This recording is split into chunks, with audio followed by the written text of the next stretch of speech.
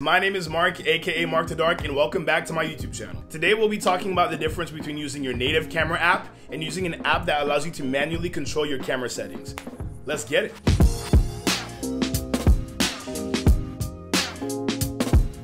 Alright, let's get into it. So most times when people are looking to record a video or take a picture on their camera, they open up the native camera app and it's great. Depending on if you have an Android or an iPhone, obviously it may differ a little bit.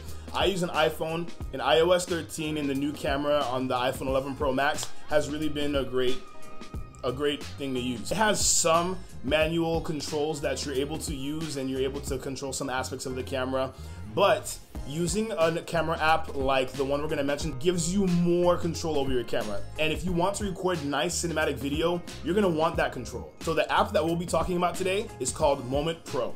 The Moment Pro app is actually an app developed by the company Moment, who also makes the Moment lenses for your phones. Whether you have an Android or an iPhone, you're able to actually use these lenses. I have one here. I have mine right here. I actually use this anamorphic lens on the latest iPhone cinematic I made in San Francisco. The link to that video will be down in the description below if you want to check it out. So I went outside into my yard to take some shots with the native app and the Moment app. Let's go ahead and see what the difference is between the two. Alright, so once you've opened up your camera app, you're obviously going to switch over to the video setting. I'm recording a mango tree that I have in my backyard.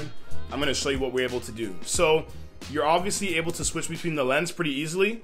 Went from the normal lens to now the wide lens on the camera. Now I'm using the telephoto lens, which allows you to zoom in pretty far. In this video, I only go as far as the double zoom though.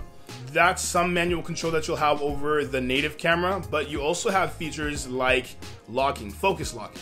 So I'm gonna try to get closer to this mango tree here, and I'm going to lock the focus on to the branch, and you're gonna see that it locks pretty well. So from the same position, by holding the screen and sliding up or down, I'll be able to adjust the brightness. Something else I'm actually able to control through the native camera app is the resolution and the frame rate. So if you look at the upper left hand corner of the screen, you'll see that I'm changing the resolution from 4K to HD, and I'm switching the frame rate from 24 to 30 to 60 frames per second.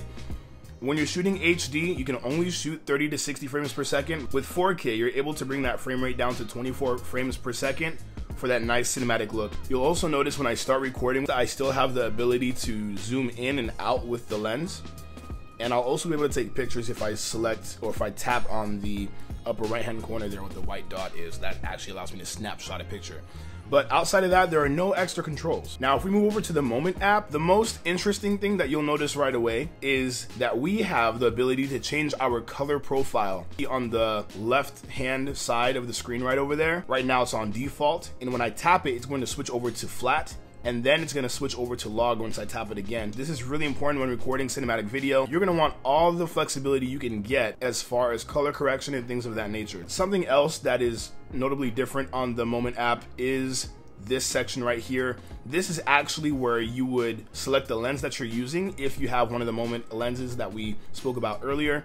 You're able to switch between the camera lenses here, but something I will note is that it's not as smooth on the Moment app versus on the native camera app. The native camera app seems to do it in a much smoother way, and I think you're actually able to change camera lens on the native app while you're recording. So one of the biggest things that stand out when using the Moment app is the ability to control your ISO and shutter speed. You'll notice that I turned the brightness all the way up here, and now I'm moving the shutter speed all the way down. We'll discuss things like ISO, shutter speed, frame rate, and things of that nature in another video. Something else that we're going to be able to adjust with the Moment app is the white balance. You'll see that I'm able to adjust the white balance to make it a cooler or warmer effect. I'm also able to control the focus peaking a heck of a lot better than I would on the native camera app. When you start recording, you'll notice that all of your options have been minimized. However, if you just tap the upper right hand corner, they reappear.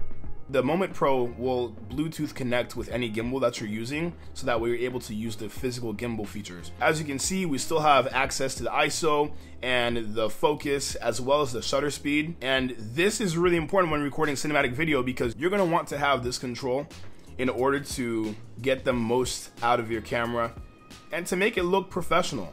So that's the difference between the two camera apps. Let's head back to my room so we can talk about it a bit more.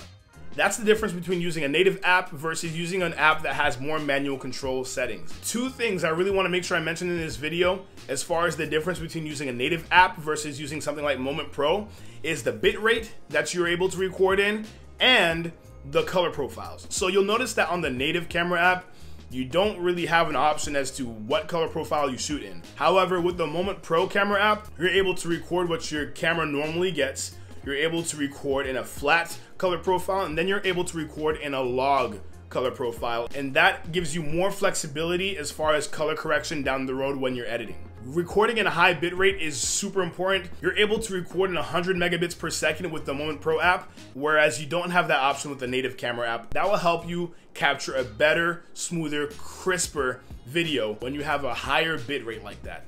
So it's really important to have those options and those manual control settings when you're recording cool cinematic video. That's it for today. I hope that you guys catch me in my next YouTube video. Don't forget to like, subscribe, and comment, and I'll see you guys next time.